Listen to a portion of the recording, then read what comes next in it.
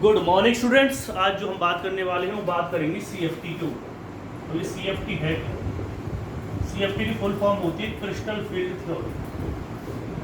तो crystal field theory की अगर हम बात करते हैं, एक्चुअली में ये हमें क्या क्या बताया क्रिस्टल फील्ड थ्योरी, वो सबसे पहले आप समझिए।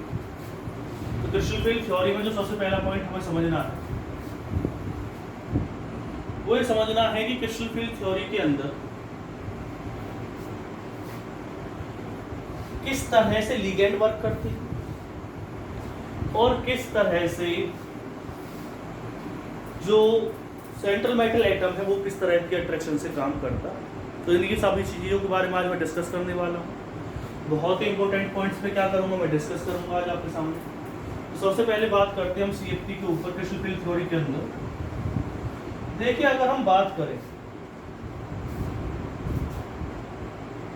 कि लिगेंड किस तरह से काम करेगा, तो लिगेंड या तो कैसा होगा, नेगेटिवली चार्ज हो। मेन फीचर्स मैं बता रहा हूं आपको किसके, क्रिस्टल फील्ड थ्योरी के मेन फीचर्स बता रहा हूं। तो लिगेंड कैसा होगा, तो नेगेटिवली चार्ज होगा। जब नेगेटिवली चार्ज होगा तो वह अप्रोच करेगा किसकी तरफ, जैसे मेटल आयन है तो लिगेंड अप्रोच करेगा। तो या तो इस तरह से आयन की तरह अट्रैक्ट कर रहा है, नेगेटिवली चार्ज आयन की तरह काम करेगा, या तो लिगेंड, या लिगेंड किसकी तरह काम करेगा अगर आपको न्यूट्रल लिगेंड दे रखा है। In case of neutral ligand, अगर हम न्यूट्रल लिगेंड की बात करते तब क्या होगा, एक पॉइंट आपको समझना है कि अगर नेगेटिवली चार्ज लिगेंड है तो कोई दिक्कत है नहीं, वो नेगेटिव की तरह काम कर रहा है। लेकिन अगर क्या दे रखा है, अगर आपको कोई न्यूट्रल लिगेंड दे रखा है तब किस तरह से काम करेगा। तो न्यूट्रल लिगेंड की अगर हम बात करते हैं, जैसे आपको दे रखा है अमोनिया, तो अमोनिया की अगर हम बात करते हैं, अगर ये क्या दे रखा है आपको H और ये क्या दे रखा है H, पार्शियली कैसे चार्ज रहेगा, नेगेटिव पे कैसे रहेगा, पॉजिटिव पॉजिटिव और पॉजिटिव। पार्शियली नेगेटिव चार्ज क्यों रहेगा इसके ऊपर, इसके ऊपर पार्शियली नेगेटिव चार्ज इस वजह से रहेगा तो इसकी इलेक्ट्रोनेगेटिविटी क्या होती है, ज्यादा होती है। हाइड्रोजन की इलेक्ट्रोनेगेटिविटी क्या होती है, कम होती है। सीधी सी बात है, जिसकी इलेक्ट्रोनेगेटिविटी ज्यादा होगी उस पर कैसे चार्ज आएगा, पार्शियली नेगेटिव चार्ज आएगा। अगर पॉजिटिव और नेगेटिव दो तरह के चार्ज आ रहे हैं किसी भी मॉलिक्यूल के ऊपर, उसे क्या कहते हैं, डाईपोल। डाई का मतलब क्या होता है, टू, और पोल का मतलब होता है जैसे पॉजिटिव और नेगेटिव चार्ज उसके ऊपर जनरेट हो रहे हैं।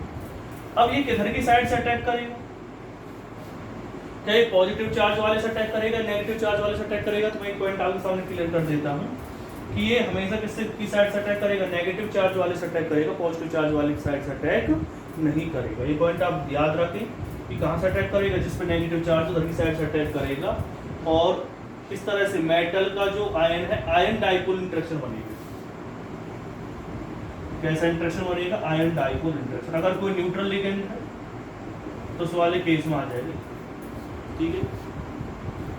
उसमें क्या बनेगा, आयन डाइपोल इंटरेक्शन बनेगा।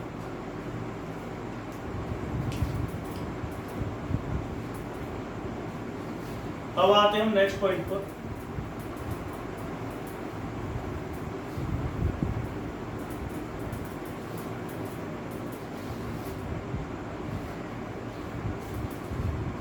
कि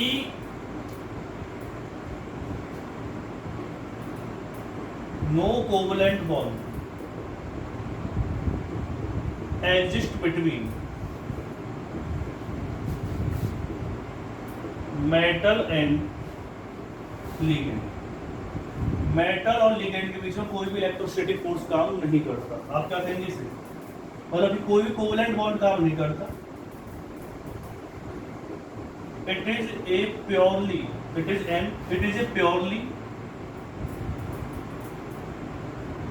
इलेक्ट्रोस्टैटिक फोर्स। अब आप में से बहुत कह सकते हैं सर इलेक्ट्रोस्टैटिक फोर्स क्या होगा, तो वो चीज़ मैं आपको बता देता हूँ। जैसे कि आपने फिजिक्स में पहला चैप्टर पढ़ा होगा तो वहाँ पर किससे शुरुआत होती है, इलेक्ट्रोस्टैटिक से शुरुआत होती है। तो वहाँ पर आपने पढ़ा है कि दो तरह के फोर्स काम करते हैं जब चार स्पीसीज होती है।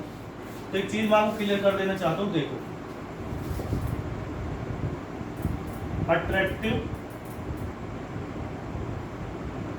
Electrostatic force. अभी इलेक्ट्रोस्टैटिक फोर्स अट्रैक्टिव कब होगा, तो मेटल कैसा है, पॉजिटिवली चार्ज है। लिगेंड कैसा है, नेगेटिवली चार्ज है। तो पॉजिटिव और नेगेटिव के बीच में क्या बन रहा है, इंटरेक्शन बन रहा है। और आप जानते हैं जो दो अपोजिट चार्ज होते हैं हमेशा एक दूसरे को क्या करते हैं, अट्रैक्ट करते हैं। इस वजह से इसके बीच में एक तो कैसा काम कर रहा है, जब भी लिगेंड और मेटल बॉन्ड फॉर्मेशन करने की कोशिश करते हैं तो वहाँ पर एक फोर्स काम करता है, उसे क्या कहते हैं, अट्रैक्टिव फोर्स कहते हैं। और वो आप देख भी रहे हैं किस तरह से वो अट्रैक्टिव फोर्स काम करेगा, क्योंकि मेटल जनरली पॉजिटिवली चार्ज होता है इसके केस में, या कोई चार्ज नहीं होता, लेकिन उसके पास वैकेंट ऑर्बिटल होती है। और Cn के ऊपर कैसे चार्ज होता है, या किसी भी लिगेंड के ऊपर Cn हुआ, Cl हुआ, Br हुआ, या किसी के ऊपर चार्ज नहीं है तो कैसा होगा, डाइपोल की फॉर्म रहेगा। लेकिन अटैक तो कौन सा वाला पार्ट करेगा, उसका अटैक तो उसका नेगेटिव वाला पार्ट ही करेगा। तो जो इंटरेक्शन इसके अंदर काम कर रहा है उसे क्या कहेंगे आप, प्योरली इलेक्ट्रोस्टैटिक फोर्स कहेंगे। इलेक्ट्रोस्टैटिक फोर्स का आप कह सकते हो आयनिक बॉन्ड भी बना सकता है।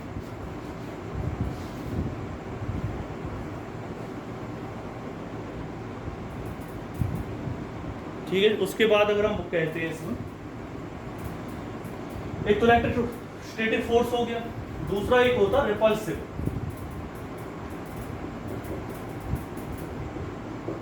इलेक्ट्रोस्टैटिक फोर्स, तो रिपल्सिव की अगर हम बात करते हैं,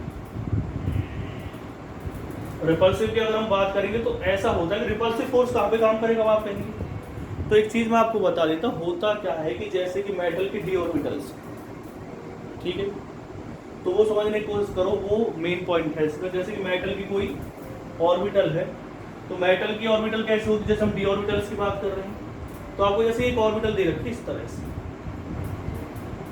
ये कौन सी ऑर्बिटल आ जाएगी, d x square minus y square. अब ऑर्बिटल की डेफिनेशन क्या होती है, जहां पर इलेक्ट्रॉन डेंसिटी, जहां पर इलेक्ट्रॉन मिलने के चांस ज्यादा होते हैं उसे क्या कहते हैं, ऑर्बिटल्स कहते हैं। तो जहां पर इलेक्ट्रॉन डेंसिटी ज्यादा होगी उसे ऑर्बिटल कहेंगे। तो इलेक्ट्रॉन डेंसिटी का मतलब क्या है, यहाँ पर इलेक्ट्रॉन मिलने के चांस क्या है, ज्यादा।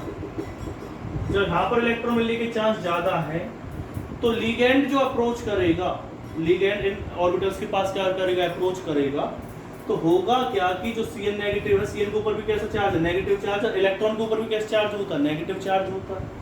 तो ये जो ऑर्बिटल्स के इलेक्ट्रॉन्स हैं और जो लिगेंड के इलेक्ट्रॉन्स है वो आपस में क्या करते हैं, एक रिपल्सिव इलेक्ट्रोस्टैटिक फोर्स को जनरेट करते हैं। तो रिपल्सिव इलेक्ट्रोस्टैटिक फोर्स किसमें रहेगा, electrons of metal orbital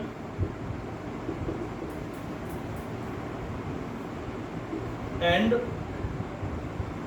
ligand. Ligand और किसके बीच में रिपल्शन रहेगा, इलेक्ट्रॉन्स ऑफ मेटल ऑर्बिटल और लिगेंड के बीच में। दूसरा क्या है, अट्रैक्टिव इलेक्ट्रोस्टैटिक फोर्स। तो अट्रैक्टिव इलेक्ट्रोस्टैटिक फोर्स किसके बीच में रहेगा, मेटल आयन और लिगेंड। तो मैंने आपको इसके 3 पॉइंट बताए हैं। तो सबसे पहले क्या बताया है कि जो लिगेंड है वो या तो नेगेटिवली चार्ज आयन की फॉर्म में अट्रैक्शन करेगा मेटल के साथ, या किसकी फॉर्म में करेगा, डाइपोल की फॉर्म में करेगा। जो फोर्स काम करता है मेटल और लिगेंड के बीच में वो प्योरली क्या होगा, इलेक्ट्रोस्टैटिक फोर्स होगा। दूसरा पॉइंट क्या बताया मैंने आपको कि जो इलेक्ट्रोस्टैटिक फोर्स इसमें काम कर रहा है वो दो तरह का होगा, या तो अट्रैक्टिव इलेक्ट्रोस्टैटिक फोर्स होगा या रिपल्सिव क्या होगा, इलेक्ट्रोस्टैटिक फोर्स होगा। तो ये अट्रैक्टिव और रिपल्सिव अट्रैक्टिव फोर्स किसके बीच में होते हैं, अट्रैक्टिव जो इलेक्ट्रोस्टैटिक फोर्स है वो मेटल और लिगेंड के बीच में होगा, और रिपल्सिव इलेक्ट्रोस्टैटिक फोर्स किसके बीच में होगा, इलेक्ट्रॉन्स ऑफ मेटल ऑर्बिटल और लिगेंड के बीच में होगा। तो ये पॉइंट आपको नोट डाउन करनी है। नेक्स्ट पॉइंट पर हम आएंगे, वो बहुत ही इंपॉर्टेंट पॉइंट है और उसी की बेसिस पर मैं बहुत सी चीजें आपको एक्सप्लेन करने की कोशिश करूंगा। पहला आप इसे नोट डाउन कीजिए।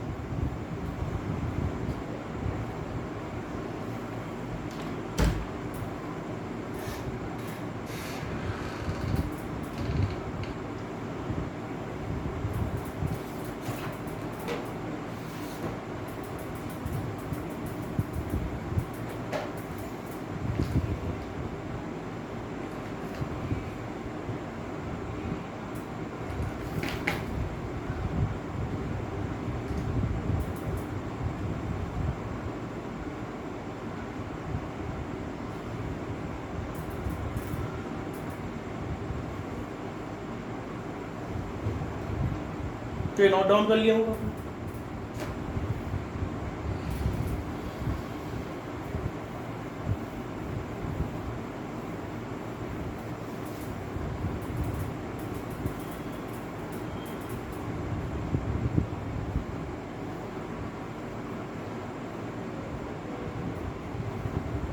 देखिए इसमें नेक्स्ट पॉइंट एक्चुअली होता क्या है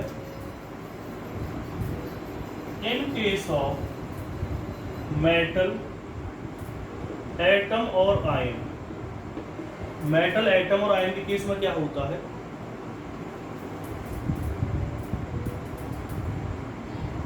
all d orbitals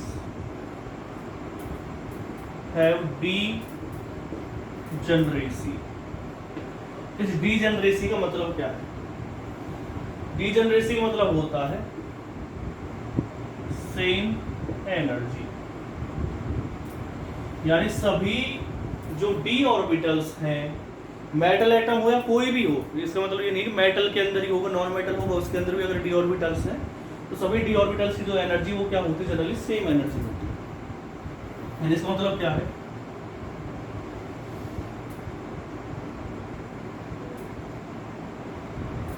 एक आपको दे रखा है डी एक्स वाई, एक दे रखा है डी वाई जेड, एक दे रखा है डी एक्स जेड, एक दे रखा है d x square minus d y square और एक दे रखा है डी जेड। किसी भी एटम के अंदर जो ऑर्बिटल, चाहे वो पी ऑर्बिटल्स है तो पी की ऑर्बिटल होती है p x p y p z, और सभी की सभी क्या होते हैं, डी जनरेट होती है, लेकिन सभी की एनर्जी क्या होती है, सेम। ऐसे ही सभी डी ऑर्बिटल्स जो आप जानते हैं कि एक डी सबसेल के अंदर 5 ऑर्बिटल्स होती है, वो ऑर्बिटल्स है कौन कौन सी, ये जरूर नोट डाउन कर ले, d x y, d y z, d x z, d x square minus y square और डी जेड स्क्वायर। ये जितनी भी ऑर्बिटल्स आपको दे रखी है इन सभी की एनर्जी क्या होती है, सेम होती है। मैंने आपको देख रखा होगा, देखो ये सभी ऑर्बिटल्स मैंने एक साथ लिखी, ऐसा तो नहीं है कि मैंने कुछ ऑर्बिटल्स ऊपर लिख दी हैं या कुछ ऑर्बिटल्स कहाँ लिख दी हैं, नीचे लिख दी, ऐसा तो अभी नहीं किया मैंने। तो इसका मतलब क्या है कि सभी ऑर्बिटल्स की क्या है, डी ऑर्बिटल्स क्या है, सेम एनर्जी की, यानी कि वो क्या हो रही है, वो डी जनरेट हो रही है। और अगर मैं इनकी बात करता हूँ पी ऑर्बिटल कैसी हो रही है, नॉन डी जनरेट। इसका मतलब क्या है कि इन डी ऑर्बिटल्स की सभी की एनर्जी कम, मतलब एक जैसी नहीं है, इसकी इन तीनों की एनर्जी क्या है, कम है, इन दोनों की एनर्जी क्या है, ज्यादा। तो इसका मतलब ये हो गया कि जो मेटल एटम और आयन आपको दे रखा है उसमें जो डी ऑर्बिटल्स हैं वो जनरली क्या होती है, डी जनरेट होती है। कब तक, वो तभी तक डी जनरेट होती है या डी जनरेट को कायम रखती है जब तक कि कोई लीगेंड उसकी तरफ अप्रोच नहीं करता। अगर कोई लीगेंड इसकी तरफ अप्रोच करने लगे तो उससे क्या नुकसान होगा, उससे नुकसान होने वाला एक्चुअल में कि जब वो लीगेंड मेटल आयन की तरफ क्या करेगा, अप्रोच करेगा, तो वहां पर दो तरह की फोर्स काम कर रही है, एक इलेक्ट्रोस्टैटिक रिपल्सिव फोर्स काम कर रहा है और एक इलेक्ट्रोस्टैटिक अट्रैक्शन काम कर रहा है। भाई दोनों काम कर रहे हैं, एक पॉजिटिव नेगेटिव के बीच कर रहा है और एक इसके बीच कर रहा है, नेगेटिव नेगेटिव चार्ज के बीच काम कर रहा है। उसकी वजह से इस डी ऑर्बिटल्स की जो पोटेंशियल एनर्जी वो क्या हो जाती है, इंक्रीज हो जाती है। अगर ऐसा होता है कि सभी डी जो लिगेंड्स हैं वो सभी ऑर्बिटल्स की तरफ एक तरह का ही रुख अपनाएं, अभी एक तरह का रुख का क्या मतलब वो आप समझने की कोशिश करो, उसके लिए मैं बता देता हूँ। तो नेक्स्ट पॉइंट क्या है, in case of metal atom all D orbitals have degeneracy. तो उसके बाद क्या है, when ligand approach towards metal atom और आयन,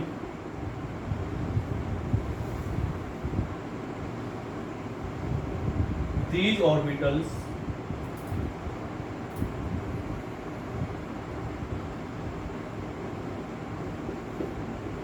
become non degenerate, यानी कि ऑर्बिटल्स क्या हो जाती है, नॉन डीजेनरेट हो जाती है, यानी कि इनके बीच में एनर्जी सेम नहीं है। अब बात आती है कि ऐसा क्यों होता है। तो ये 3 पॉइंट हैं, ये दोनों एक ही पॉइंट के पार्ट्स हैं। पहले जो मैंने बताया था वो एक पॉइंट के पार्ट्स थे और सबसे पहले जो बताया था वो एक पॉइंट के पार्ट्स थे। तो 3 पॉइंट्स मैंने आपको जो मेन बताए हैं, उससे आगे मैं एक पॉइंट आपको बताता जाऊँगा और बता जाऊँगा कौन कौन से क्वेश्चन जनरली इससे बनते हैं। अगर आपसे CFT के मेन फीचर्स बताए पूछे जाए तो मैंने आपको बता दी। दूसरा, अभी बहुत सारे फीचर्स और भी आप पढ़ेंगे, नहीं कि ये फीचर्स हैं।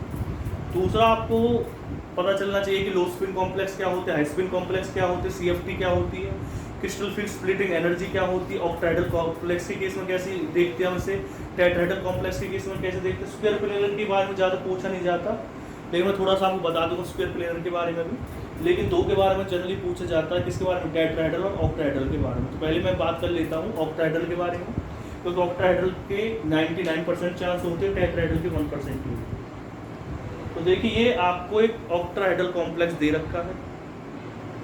अब ऑक्टाहेड्रल कॉम्प्लेक्स की खास बात क्या होती है, अगर आप इस कॉम्प्लेक्स को ध्यान से देखेंगे तो ये बिल्कुल ऐसा दिख रहा होगा कि जैसे कि ये कौन सा एक्सिस दे रखा है आपको, जेड, ये कौन सा दे रखा एक्स, और ये वाला कौन सा एक्सिस दे रखा वाई। इससे एक बात तो आपको पता चल रही होगी इस मॉलिक्यूल को देखने के बाद, और आप इसे ध्यान से देखेंगे तो ये कौन सा एक्सिस दिख रहा है हमें, एक्स, ये कौन सा है वाई, और ये कौन सा एक्सिस दिख रहा है जेड। इस कॉम्प्लेक्स को जब हम ध्यान से देखते हैं तो एक पॉइंट पता चल रहा है, ये जो आपको एक तरह से स्पेयर दिखाई दे रही हैं, ये मान लीजिए लिगेंड्स, क्या है लिगेंड्स, और जो बीच में आपको दिखाई दे रहा है वो क्या है, central metal atom.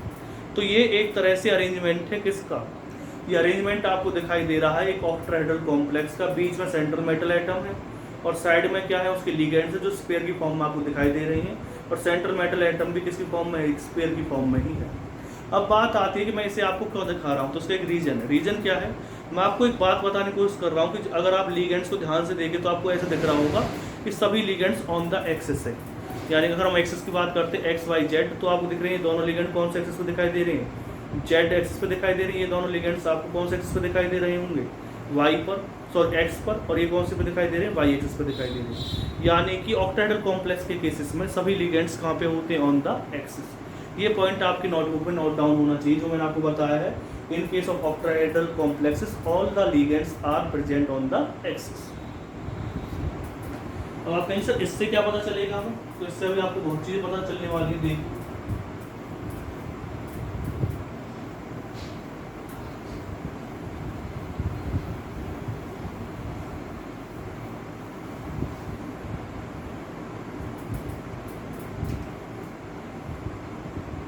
in case of octahedral complexes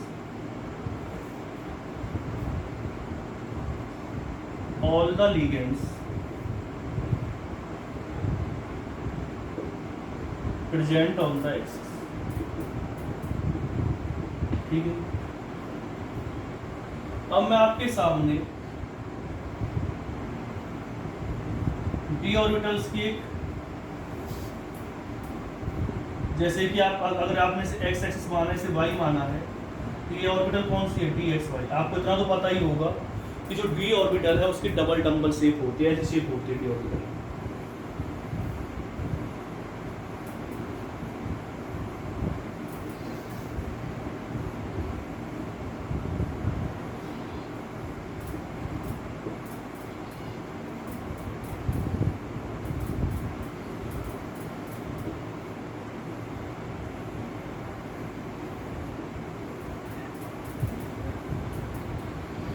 अगर हम इसे कौन सा इस्तेमाल लेते हैं, एक्स इस्तेमाल लेते हैं जेड, तो ये क्या बन जाएगी, डी एक्स जेड।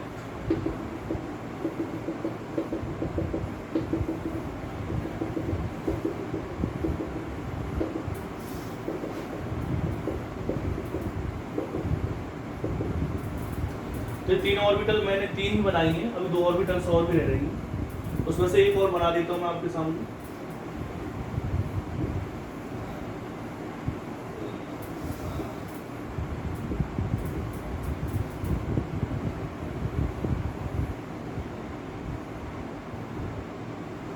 तो देखिए एक ऑर्बिटल और रह गई है, उसके बारे में भी डिस्कस कर लेंगे।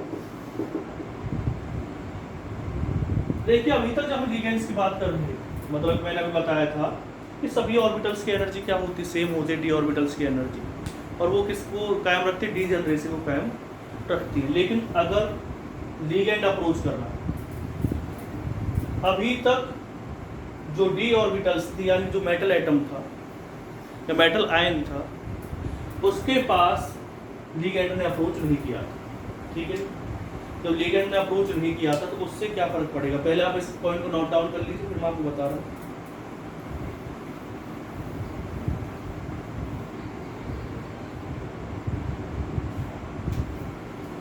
जब तक लिगेंड ने अप्रोच नहीं किया था,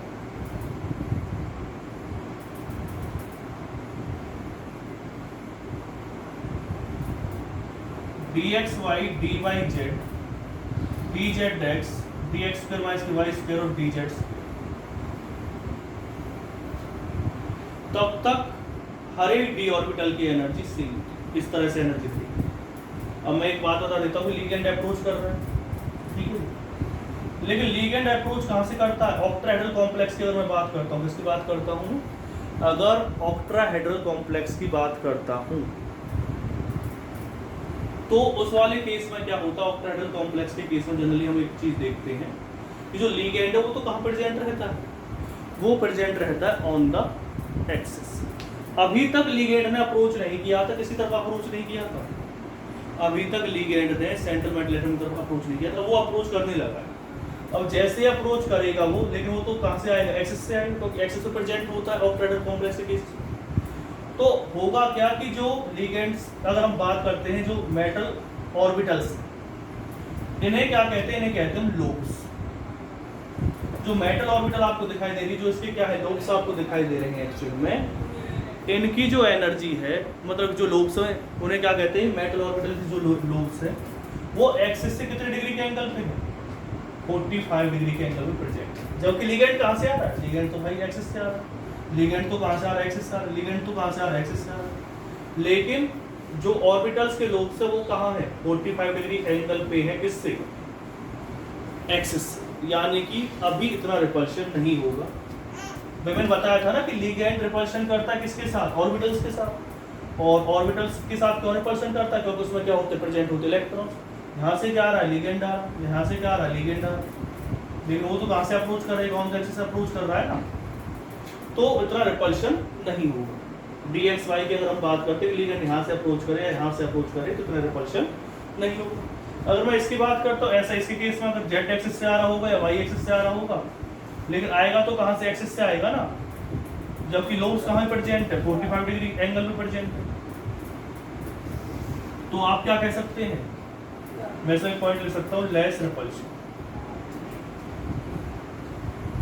इसमें क्या ले सकता हूँ मैं? एक पॉइंट, लेस रिपल्शन। रीजन आपको पता चल गया होगा, मैंने आपको बताया रीजन, क्योंकि लिगेंड कहाँ से अप्रोच करेगा? ऑन द एक्सिस अप्रोच करेगा, लेकिन जो मेटल ऑर्बिटल्स है उनके जो लोब्स है वो कहाँ प्रेजेंट है? बिटवीन द एक्सिस प्रेजेंट है।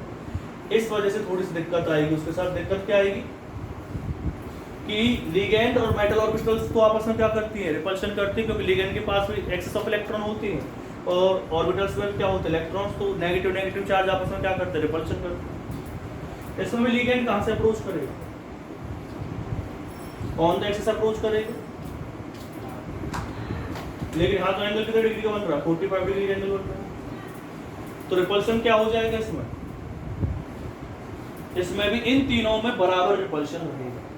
dxy, dyz और dxz जो होते हैं, उन तीनों के केस में क्या होगा?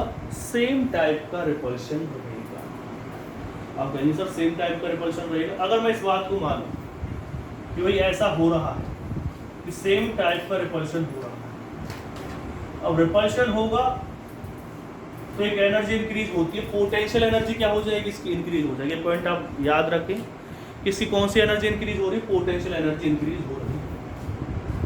तो ये डी ऑर्बिटल्स, ये क्या है? एनर्जी का मैंने वो बना दिया, एनर्जी क्या हो रही है? इंक्रीज हो रही है। हमेशा से मैं लिख देता हूँ एनर्जी। ये कौन सी ऑर्बिटल आ गई आपके पास? आप वो एक्साइटेड डी ऑर्बिटल्स।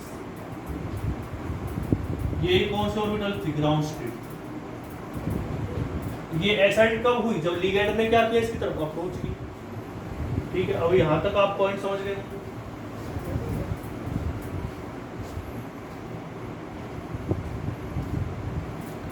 अब जैसे ही मैं इसकी तरफ बढ़ा, अभी तक तो मुझे ऐसा लग रहा था कि सभी जो ऑर्बिटल्स हैं वो एक तरह से क्या करती हैं? एक तरीके से ही क्या कर रही थी? रिपल्शन कर रही थी। किसके साथ? लिगेंड के साथ। भाई ये भी 45 डिग्री के एंगल पे थी, ये 45 डिग्री के एंगल पे थी, ये 45। तो सभी डी ऑर्बिटल्स की क्या होनी चाहिए थी? एक्साइटेड स्टेट में एनर्जी क्या होनी चाहिए थी? एक जैसी होनी चाहिए थी, लेकिन ऐसा नहीं होगा। क्यों? होता क्या है कि एक्चुअल में एक्स और वाई आपको दे रखता है। अब ये कौन सा ऑर्बिटल? dx² minus y²। अब लिगेंड कहाँ से अप्रोच कर रहा है? लिगेंड पहले भी ऑन द एक्सिस अप्रोच कर रहा था, अब भी ऑन द एक्सिस अप्रोच करेगा, लेकिन इसके जो लोब्स हैं, dx² माइनस y² के जो लोब्स होते हैं, जो ऑर्बिटल्स होते हैं, वो कहाँ प्रेजेंट होते हैं? On the axis. और लिगेंड भी कहाँ से अप्रोच कर रहा है? On the axis. तो रिपल्शन कम होगा या ज़्यादा होगा? आप तुरंत मुझसे कहेंगे सर रिपल्शन क्या होगा, ज़्यादा होगा, क्योंकि लिगेंड भी वहीं से अप्रोच कर रहा है और मेटल ऑर्बिटल्स भी कहाँ present, on the axis present है। तो हमारे हिसाब से जो dx² है उसका रिपल्शन या उसकी जो एनर्जी, रिपल्शन होगा तो एनर्जी बढ़ेगी, उसकी एनर्जी dxy dyz और dxz से ज़्यादा होगी। फिर मैं आपको बता देता हूँ, रिपल्शन बढ़ेगा तो जो एनर्जी है dxy dyz और dxz की जो एनर्जी है वो dx² से कम होगी, इसकी एनर्जी इन तीनों से क्या होगी, ज़्यादा होगी। अब आप सर एक ऑर्बिटल और रहेगी, उसे भी तो बताओ, एक ऑर्बिटल कौन सी रह रही है हमारे पास? एक ऑर्बिटल जो रह रही है वो कौन सी रह रही है, dz²। अब dz² में और कहाँ से अप्रोच करेगा लिगेंड, यहाँ से अप्रोच करेगा, यहाँ से अप्रोच करेगा। तो जब लिगेंड अप्रोच करेगा वो भी तो कहाँ से करेगा, ऑन द एक्सिस। इसके लोब्स भी कहाँ है, on the axis he present है। जो आपको लिगेंड दे रखा है वो भी कहाँ से अप्रोच कर रहा है, ऑन द एक्सिस। और जो आपको क्या दिया हुआ है, लिगेंड भी अप्रोच कर रहा है ऑन द एक्सिस और लोब्स भी कहाँ दे रखे हैं, ऑन द एक्सिस। तो रिपल्शन क्या होगा, ज़्यादा होगा। ज़्यादा रिपल्शन होगा तो इसका रिपल्शन क्या होगा, सेम होगा। क्यों? क्योंकि दोनों ही ऑर्बिटल्स कहाँ हैं, इनके ऑर्बिटल्स का ऑन द एक्सिस है, लोब्स का ऑन द एक्सिस है, तो रिपल्शन बराबर होगा। इन तीनों का रिपल्शन एक जैसा रहेगा क्योंकि तीनों के लोब्स कहाँ है, 45 डिग्री के एंगल पर है। तो इन तीनों की एनर्जी एक जैसी रहेगी, इन दोनों की एनर्जी कैसी रहेगी, एक जैसी रहेगी। जो ये डी ऑर्बिटल आपको दे रखी है, जिसकी एनर्जी हमें ऐसा लग रहा था कि अगर लिगेंड अप्रोच करेगा तो 5 की 5 लिगेंड्स, जो लिगेंड है 6 के 6 जो आपको लिगेंड्स दे रखे, सॉरी 5 जो डी ऑर्बिटल्स आपको दे रखी है उनकी तरफ जो लिगेंड्स है उसकी जो अप्रोच है वो कैसी होगी, अब एक जैसी होगी। लेकिन ऐसा नहीं है, हमने देखा कि 3 ऑर्बिटल्स की तरफ लिगेंड की अप्रोच कम है, कम रिपल्शन है। 2 की तरफ अप्रोच क्या है, उसकी ज़्यादा है, ज़्यादा रिपल्शन है। तो ये जो 5d ऑर्बिटल्स आपको दे रखी है ये 2 सेट में डिवाइड हो जाएंगी। 2 सेट में कैसे डिवाइड होंगी, एक सेट में 3 ऑर्बिटल्स रहेंगी, एक सेट में 2 ऑर्बिटल्स रहेंगी। एक सेट में 3 ऑर्बिटल्स रहेंगी, एक सेट में कितने ऑर्बिटल्स रहेंगी, 2 ऑर्बिटल्स रहेंगी। पहले आप इसे नोट डाउन कर लीजिए, इस वाले पॉइंट को भी आप ना लिखें, इसे मैं अभी आपको नीचे अच्छी तरह से बताऊंगा, पहले आप इन तीनों को लिखें।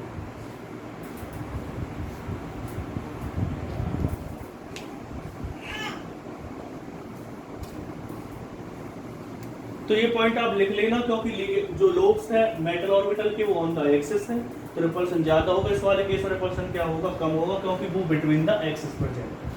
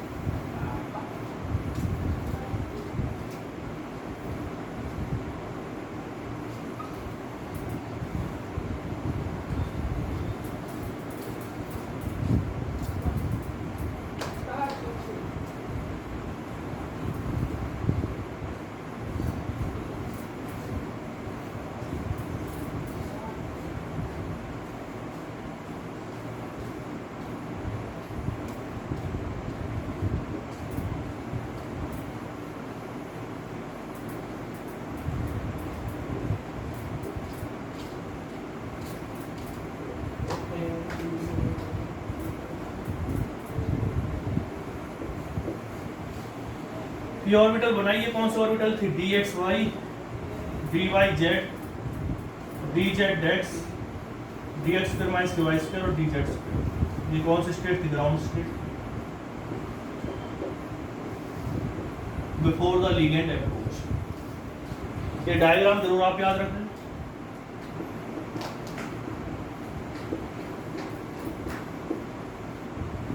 जब हमें ऐसा लग रहा था कि लिगेंड एक तरह से अप्रोच करेंगे, लेकिन ऐसा नहीं हुआ। लिगेंड अप्रोच तो एक तरह से कर रहे थे, लेकिन हर एक डी ऑर्बिटल का नेचर कैसा था, अलग अलग था। ये क्या आएगा, dxy dyz और ये क्या आ जाएगा, dzx। मैंने आपको बता दिया है कि इनकी एनर्जी एक जैसी क्यों होती है, क्योंकि इनकी लोब्स का होती है बिटवीन द एक्सिस होती है। यहाँ से एक लाइन लिख लेंगे, इसे क्या कहते हैं, बेरी सेंटर। यहाँ पर सभी लिगेंड्स की एनर्जी क्या है, सेम है।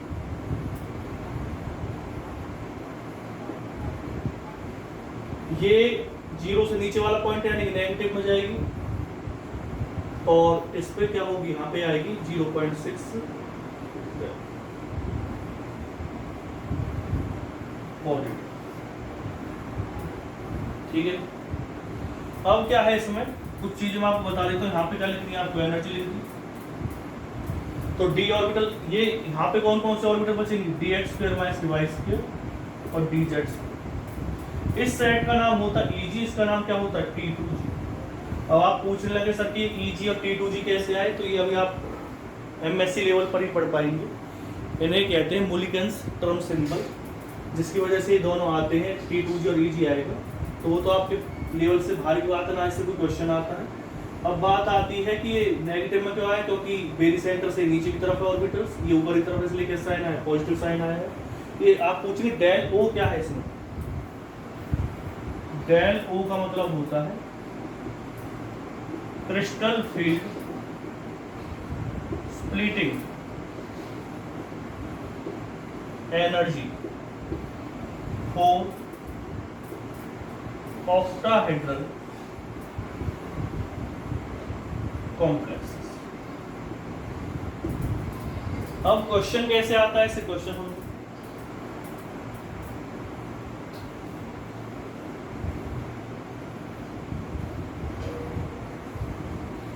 क्वेश्चन आता है इस सेक्शन में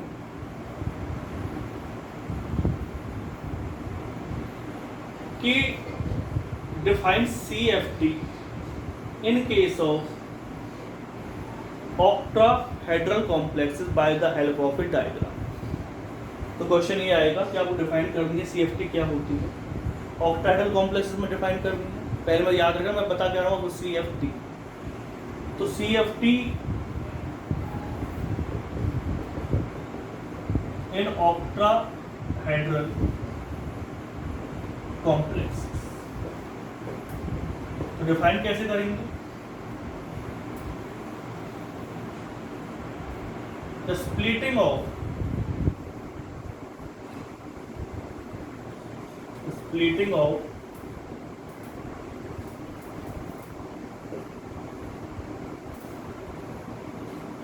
d orbitals into the two set of different energy